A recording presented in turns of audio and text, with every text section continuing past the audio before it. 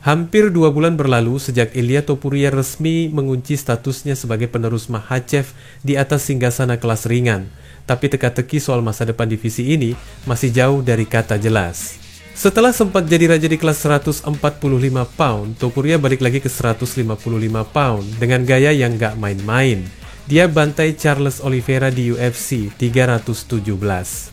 Pertarungan comeback itu bukan cuma jadi statement keras, tapi juga sinyal kalau era baru di kelas ringan udah dimulai.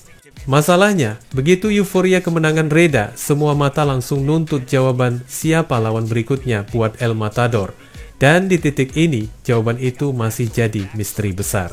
Di meja tunggu ada 3 nama panas, Arman Tsarukyan, Paddy Pimblett, dan Justin Gaethje. Ketiganya udah lempar pancing masing-masing, berharap dapat kesempatan pertama buat ngerebut mahkota Topuria. Tapi, dari 3 nama ini, mana yang benar-benar punya tiket emas buat jadi lawan resmi? Jawabannya teman-teman, ternyata nggak sesimpel yang fans kira. Tapi sebelum bahas Makhachev, kita saksikan dulu 3 pertarungan utama di Shanghai, China yang digelar tadi malam.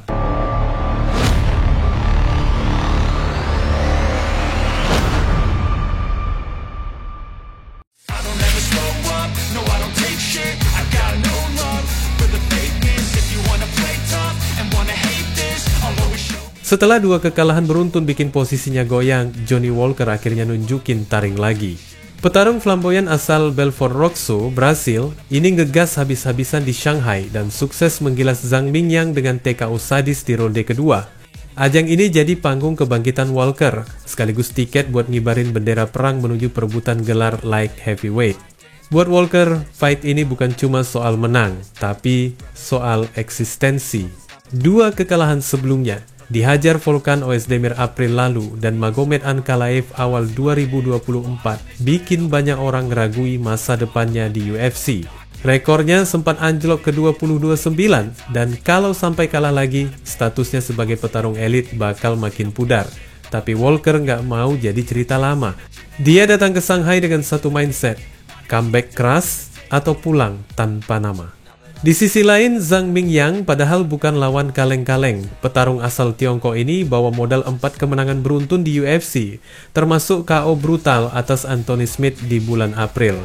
Catatannya di MMA pun sangar, 19-7 dengan 9 kemenangan terakhirnya via KO. Dengan hype sebesar itu, banyak yang ngira Zhang bakal jadi eksekutor buat nutup karier Walker. Tapi siapa sangka justru sebaliknya yang terjadi.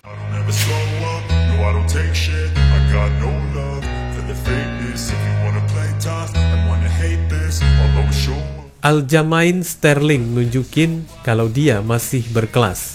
Di co-main event UFC Shanghai, mantan Raja Bantamweight itu pindah ke kelas bulu dan langsung kasih statement keras dengan bantai Brian Ortega lewat kemenangan unanimous decision 50-45 dari ketiga dewan juri. Dari awal, Sterling udah main dominan teman-teman. 2 ronde pertama, dia rajin ngerusak kaki depan Ortega, bikin TCT nggak bisa gerak bebas. Tapi sayangnya, fight ini kurang greget. Sampai-sampai penonton di Tiongkok sempat kasih reaksi kecewa karena nggak ada drama besar di awal. Masuk ronde ketiga, Ortega coba bangkit. Sayang, usahanya masih kalah jauh. Sterling tetap pegang kendali, bahkan dapat takedown pertama di ronde 4 dan ngasih tekanan sampai bel berbunyi. Di ronde terakhir, Ortega sempat lempar pukulan kanan keras yang bikin Sterling mundur, bikin fight sedikit hidup.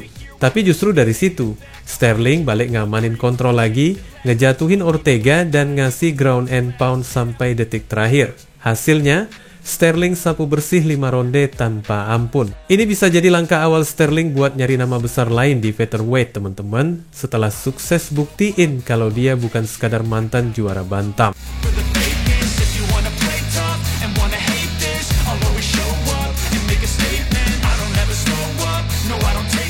Sergey Pavlovich nunjukin kalau dia masih salah satu predator paling berbahaya di divisi heavyweight.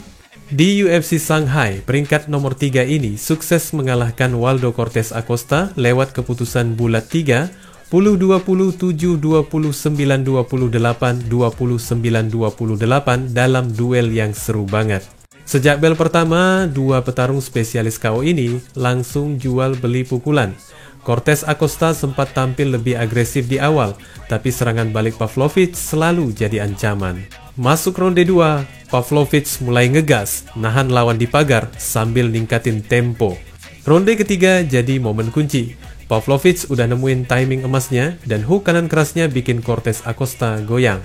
Meski nggak berakhir KO, Pavlovich tetap sapu angka di mata juri dan pulang dengan kemenangan penting buat pertahankan posisinya di papan atas heavyweight.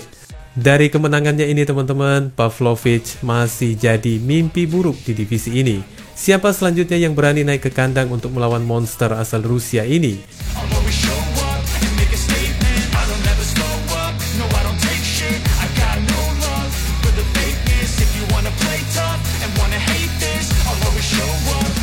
Sementara fans sibuk debat siapa yang pantas dapat tiket emas.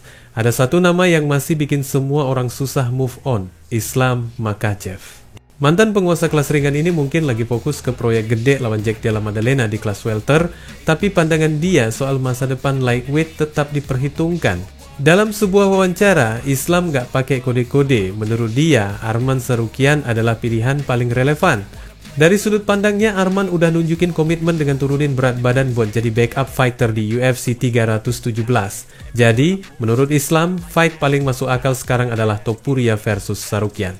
Pertarungan ini bukan cuma soal sabuk, tapi soal konsistensi dan prestasi. Arman сделал последний турнир в UFC, подстраховал бой. Я думаю, он должен быть следующий. И я думаю, что это самый актуальный бой на данный момент. Думаю, если честно, если Арман будет с правильным настроем, то он справится.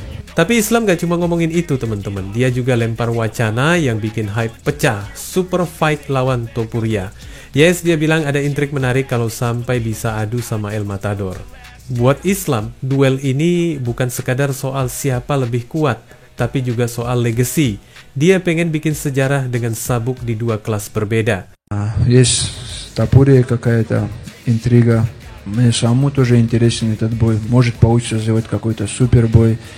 Или, как я сказал, посмотрим по весу.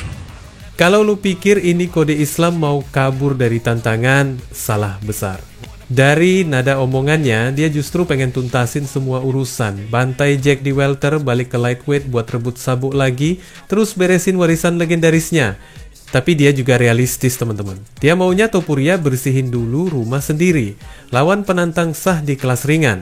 Baru setelah itu, Islam siap balik dan mungkin ngasih kita salah satu duel paling monumental di era modern UFC. Dan mari kita omongin sedikit apa langkah UFC untuk menggelar acara pertarungan super big match ini. Di balik layar, UFC lagi main catur. Mereka tahu lightweight adalah salah satu divisi paling seksi di perusahaan. Jadi keputusan mereka soal siapa lawan pertama Topuria bakal berdampak ke rating, PPV, sampai roadmap event gede tahun depan. Dana White pasti lagi timbang-timbang antara kredibilitas olahraga atau bisnis hiburan. Dua-duanya penting dan seringkali dua hal ini nggak jalan bareng. Kalau mereka pilih Arman, UFC dapat pujian dari fans hardcore, ini soal sportivitas dan meritokrasi. Tapi kalau mereka pilih Paddy, hype-nya bisa gila-gilaan. Tinggal lu pilih teman-teman mau respect atau duit. Dan kalau lo pikir UFC bakal bikin keputusan tanpa drama, siap-siap kecewa. Karena di dunia ini, nggak ada yang lebih seru daripada campuran politik, hype, dan ego para petarung elit. Wassalamualaikum warahmatullahi wabarakatuh.